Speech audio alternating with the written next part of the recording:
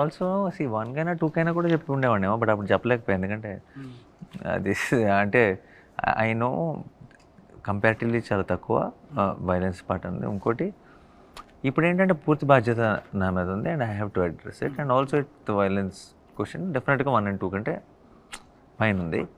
And end of the day నేను I know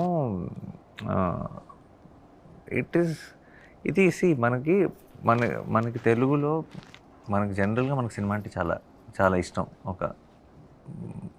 చాలా ఆదరణ ఇస్తాం మనం ఏ సినిమాకైనా.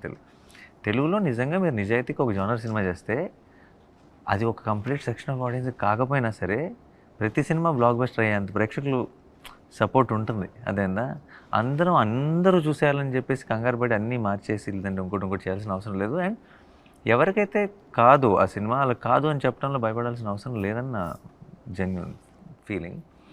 అండ్ డెఫినెట్లీ ఈ సినిమా చూసి కానీ, ఈ సినిమా పోస్టర్ చూసి కానీ, ఈ సినిమాకి ఇచ్చిన సర్టిఫికేట్ చూసి కానీ ఐ థింక్ అది ఫ్యాక్ట్ చాలా క్లియర్గా ఉంటుంది. నేను చెప్పనంత మాత్రం అది తెలియదు అనేం కాదు. అండ్ నిజంగా మన కళ్ళ ముందే ఉన్న నిజాన్ని మళ్ళీ చెప్పడానికి అందులో తప్పే ఉంది. అందులో పెద్ద మనం డిస్కస్ చేయాల్సిందే లేదంటే ఆలోచించాల్సిందే ఉంది. సో చెప్పేసి